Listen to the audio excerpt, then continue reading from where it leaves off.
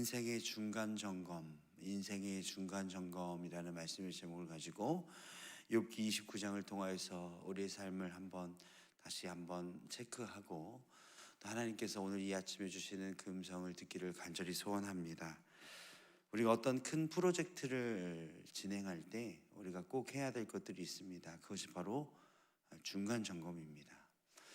이 중간 점검을 잘 해야 길고 큰 프로젝트를 진행할 때 우리가 이 프로젝트를 제대로 잘 진행하고 있는지, 이 일들을 내가 잘 감당해내고 있는지, 또 너무 빠르게 가고 있는 것은 아닌지, 우리가 방향은 정확하게 가고 있는지를 확인할 수가 있습니다. 그래서 중간 점검을 또 혹은 중간 결산을 잘 해야 우리가 처음에 목표했던 그 목표의 지점까지 잘 갈 수 있습니다. 혹여나 지금까지 조금 잘못되어 왔다면 그것을 중간에 다시 한번 수정하고 끝까지 갈 수 있는 원동력을 얻기도 하는 것이죠. 우리 인생도 마찬가지인 것 같습니다. 우리 인생의 삶이 가끔은 매일매일 똑같은 것 같고 다람쥐 쳇바퀴 돌듯 매일매일 똑같이 살아가는 것 같지만 사실 우리의 인생은 하나의 선으로 이어진 것이 아닙니다. 많은 사건들이 만나서 우리 인생이 이어지고, 우리 인생을 되돌아보면 어떤 꼭지마다 어떤 일들로 결합되어서 우리 인생이 펼쳐지는 것 같습니다. 그래서 우리 인생은 성장과 성숙이 있는 것입니다. 매일매일 똑같으면 매일매일 똑같은 수준으로 살아가야 하지만 그 어떤 사람도 어린아이가 한 번에 성숙한 어른이 될 수 없는 것처럼 우리 인생은 계속해서 만나는 사건들과 사람들을 통하여서 우리의 생각과 우리의 모습이 변하고 성숙하며 성장하는 것 같습니다. 여러분, 그 순간순간들을 돌아보면 어떤 생각이 드십니까? 이때는 이렇게 했어야 하는데, 그때는 이런 말을 하지 말았어야 하는데 라고 후회도 하고, 그때는 참 좋았었는데 라고 하면서 그때를 회고하며 기뻐하기도 합니다. 가끔은 생각하기도 싫은 또 창피한 일들로 인하여서 요즘 어린 친구들이 얘기하는 이불킥 같은 것도 합니다. 그때 내가 왜 그런 실수를 했을까, 이런 생각도 하기도 합니다. 그런데 그런 생각의 끝에는 결국 우리가 느껴지는 것은 이 모든 것이 하나님의 은혜가 아니었으면 우리가 여태까지 살아올 수 없었겠구나라는 그런 생각들을 하게 되는 것입니다. 그 고비고비마다, 그 어려움의 순간들마다 내 힘으로 넘어온 것 같지만 하나님께서 지켜주시지 않으셨다면, 하나님께서 보호하지 않으셨다면 우리가 이것들을 어떻게 버텨낼 수 있었을까라고 그런 생각을 하게 되는 것입니다. 이러한 관점에서 보았을 때 지금 우리 인생 가운데 어떤 어려움을 만나고 있어도 여러분 너무 슬퍼하지 않아도 됩니다. 왜냐하면 이것 역시 어느 순간 돌아보았을 때 우리에게 어떤 추억으로 남을 것이기 때문입니다. 여러분, 반대로 우리 인생이 지금 너무 행복하고 너무 잘 풀린다고 너무 교만하지도, 너무 자만하지도 마십시오. 이건 역시 어느 순간 되돌아보면 그때가 좋았었노라고 생각하는 하나의 인생의 꼭지가 될 수 있기 때문입니다. 우리 어떤 이런 인간의 삶 속에서 꼭지마다, 사건마다 이런 일들을 통하여서 우리들이 이런 것들을 느끼는데, 그럼 이런 것들을 통해서 우리가 생각해 봐야 할 것이 무엇이냐면, 그렇다면 우리의 최종 목적지가 어디냐는 것입니다. 우리의 최종 목적지에서 언젠가 우리의 인생을 쭉 회고해 볼, 최종 정리해 볼 그 목적지가 어디냐는 것입니다. 우리 예수 그리스도를 믿는 우리 성도들의 최종 목적지는 우리 주님과 함께 거하고 예수 그리스도를 구주로 시인하는 사람들은 천국에서 우리 하나님과 동행하는 것이 우리의 최고의 목적이며 최종의 목적지임을 여러분 믿으시길 바랍니다. 우리가 언젠가 그때가 언제인지는 몰라도, 또 이 중에서 누가 먼저 그 최종 목적지에 도달할지는 몰라도 언젠가 그 최종 목적지에서 인생을 회고하며 되돌아보는 그 순간순간들이 있을 텐데, 그러면 그 최종 목적지가 정해져 있다면 우리가 지금 중간 인생을 살아가는 이 시점에서 우리가 어떻게 살아가야 되는지 그 삶의 모습들이 도출되는 것입니다. 우리의 최종 목적지가 정해져 있다면 지금 내가 살아가고 있는 모습과 내가 살아가고 있는 삶의 형태가 어떠해야 되는지가 체크가 되는 것입니다. 여러분, 오늘 본문 말씀에 보면 욥은 욥기 29장에서 자신의 인생을 쭉 회고해 보았습니다. 이 중간 점검을 하는 이 욥의 이 욥기의 29장의 말씀을 통하여서 우리가 어떤 포인트를 가지고 그러면 이 인생의 중간 점검을 해 나가야 하는지, 우리가 어떤 자세와 어떤 기준을 가지고 우리의 인생의 중간 점검을 해야 되는지 오늘 말씀을 통해서 간단하게 세 가지로 좀 나누어 보았습니다. 첫 번째는요, 내가 누구와 동행했느냐, 이것이 중요합니다. 내가 누구와 동행했느냐. 오늘 29장 5절 말씀을 우리 함께 읽기를 원합니다. 5절 말씀입니다. 시작. 그때 전능자가 아직도 나와 함께 계셨으며 나의 젊은이들이 나를 둘러 있었으며. 욥의 인생에서요, 그가 하나님과 동행했던 그 인생, 이 고난을 당하기 전까지 인생을 쭉 살펴보면 욥은 하나님과 함께 했습니다. 나의 인생 가운데 하나님과 동행하는 삶을 살았다는 것입니다. 우리 인생의 중간 점검을 할 때 이 포인트가 굉장히 중요합니다. 내가 누구와 동행했는가? 내가 학창 시절은 누구와 동행했고, 내가 결혼해서는 어떤 사람과 같이 동행하고 있고, 내가 아이를 낳아서는 우리 아이와 어떻게 동행하고 있고, 어떤 방식으로 어떤 것을 추구하면서 동행하고 있는가, 이것이 중요합니다. 2023년을 마무리해 가는 이 시점에 여러분은 누구와 동행하고 계십니까? 누구와 함께 있는 것을 기뻐하십니까?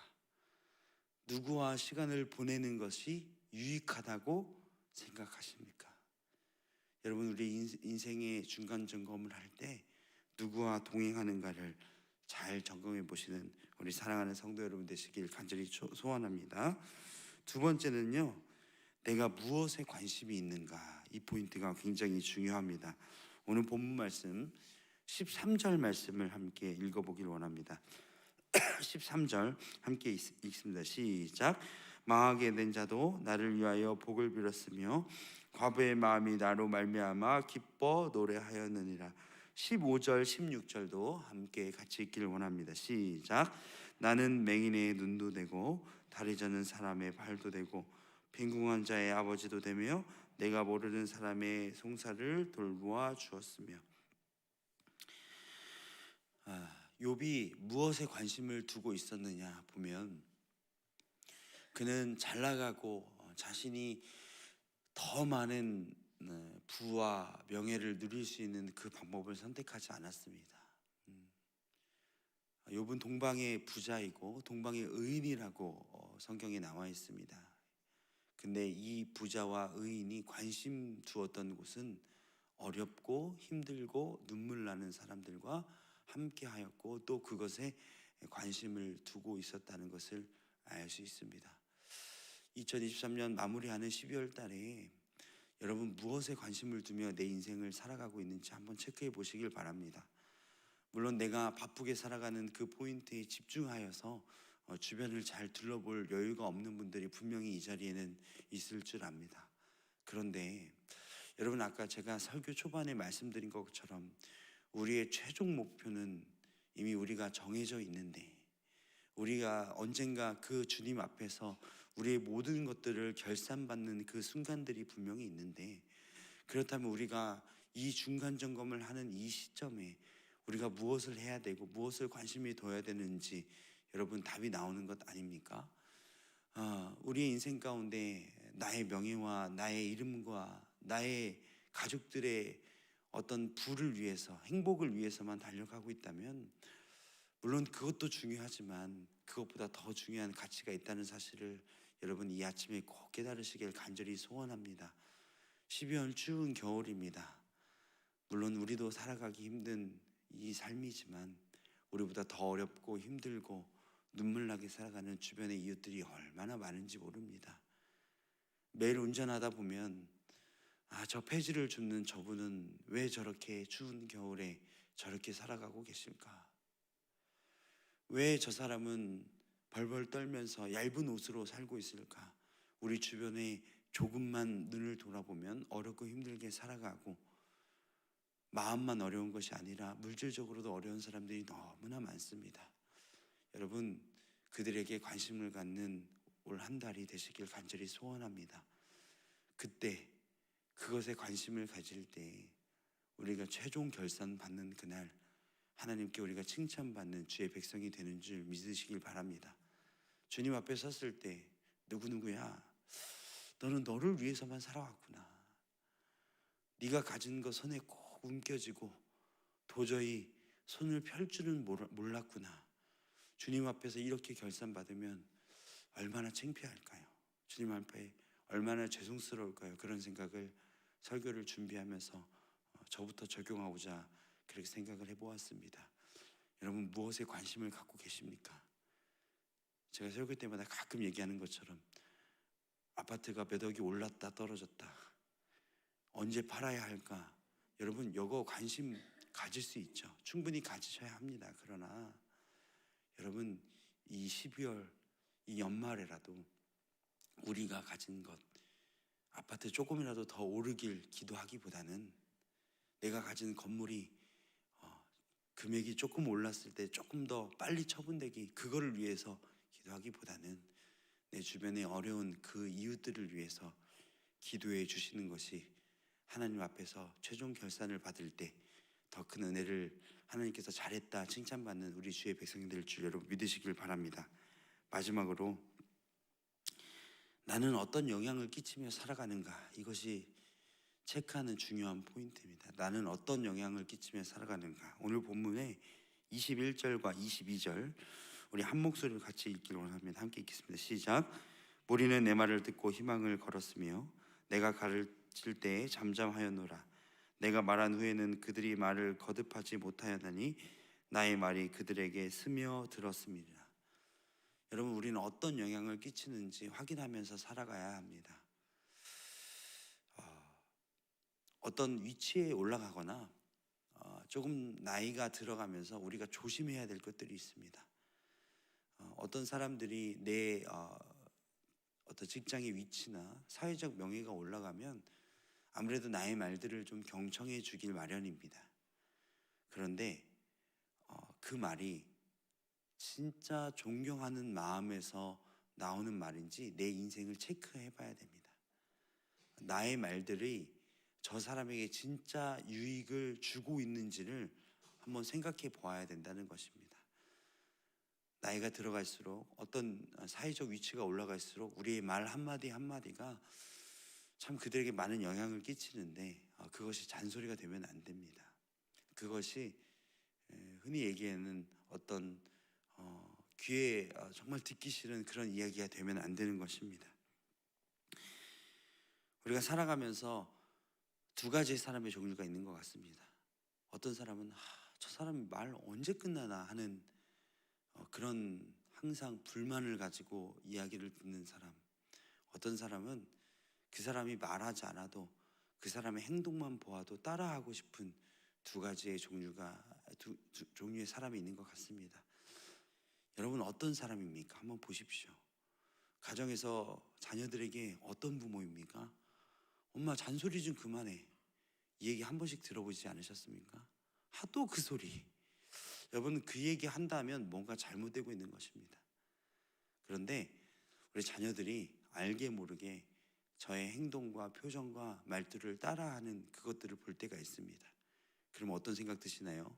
조심해야겠다는 생각 한 번쯤은 해보셨죠? 우리 자녀들이 나의 말로, 나의 잔소리로 어떤 행동의 교정이 있는 것이 아니라 나의 신앙의 모습과 기도하는 모습과 말씀 보는 모습과 하나님을 신뢰하는 그 모습을 통하여서 정말 우리의 삶을 통해서 자녀들이 삶이 교정되는 그런 모습을 보길 간절히 소원합니다. 교회에서도 마찬가지입니다. 이거 해 저거 해. 속으로는 어떤 생각 하시는지 아십니까? 너나 잘해. 이런 생각이요 다 들어요. 여러분 어떤 말보다는 지시하는 이 손가락질보다는 내가 먼저 허리를 굽혀서 떨어진 쓰레기라도 하나 주울 때 진짜 존경받는 사람이 되는 것입니다. 여러분 말씀을 정리하겠습니다. 우리의 인생에는 매번 똑같이 사는 삶인 것 같고 하나의 선으로 계속 인생이 그냥 지나가는 것 같지만 여러분 우리의 인생은 하나의 사건마다 꼭지꼭지마다 그 많은 것들이 모여서 우리 인생이 만들어져 가는 것입니다. 그렇기 때문에 중간 점검을 항상 잘 해야 된다고 제가 말씀드렸습니다.